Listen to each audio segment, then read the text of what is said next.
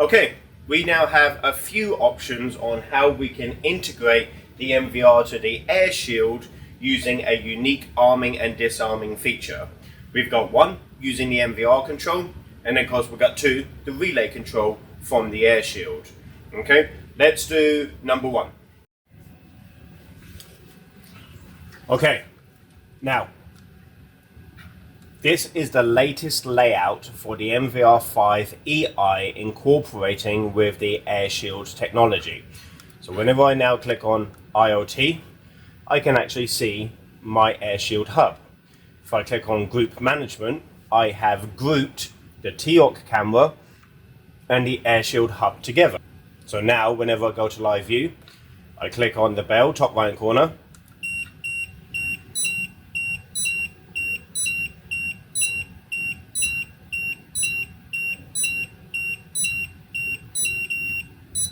and that will arm the AirShield. If I click on the bell again, that will disarm the AirShield. Okay, so now that we've got grouping mode, the NVR can arm and disarm the AirShield equipment.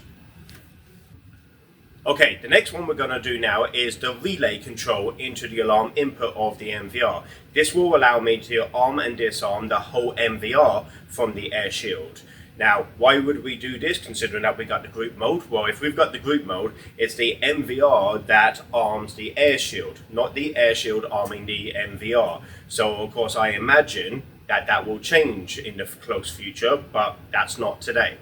So we're going to use the relay because I want to arm the whole NVR. We can add cameras like TOC cameras directly into the actual AirShield for that bypassing arming. There's a video on that we can show you now.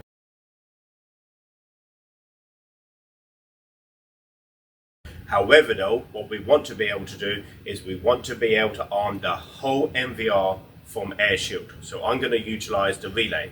So what we're going to use, let's use the interactive whiteboard behind us. Let's make sure we got our cabling correct, and let's give this a test. Okay, let's do our circuit diagram first.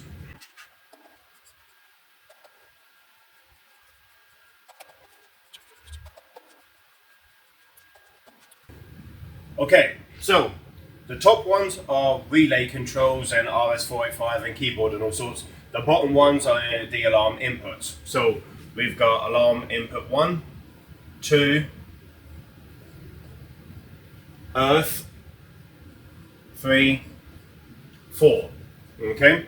Now on the actual AirShield relay, we then have positive, negative, tamper, relay.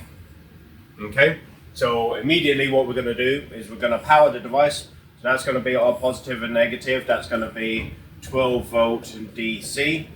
And then what we're then going to do is we're going to link the relay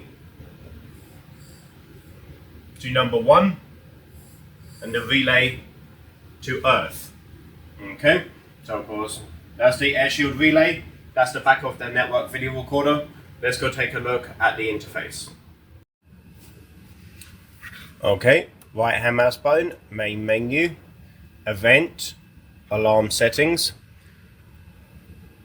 alarm in port. Okay, alarm in port. I have set it to normally open and I have clicked on the disarming feature. Okay, so disarming, you can only set one channel for disarming, so I can't do this one now because obviously it's already been set for number 1. Okay, so the normally open set to the network video recorder on the alarm input port has been set to a disarming, normally open, normally closed. Okay, so far so good. Right, now let's take a look at the mobile settings in DMSS for the AirShield relay.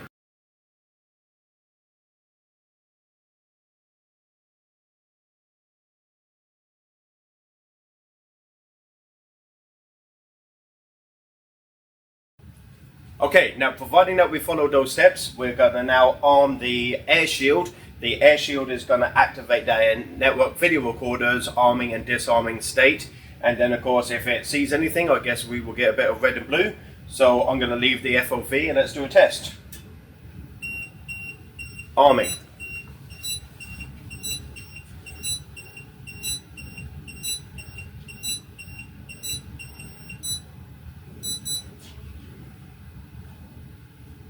Okay, I can see from here that the bell in the top right hand corner has gone red.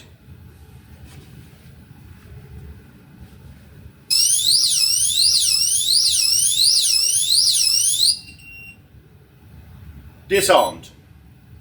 Okay, so the AirShield is controlling what the NVR does using that relay and the alarm input port. Okay, all the best.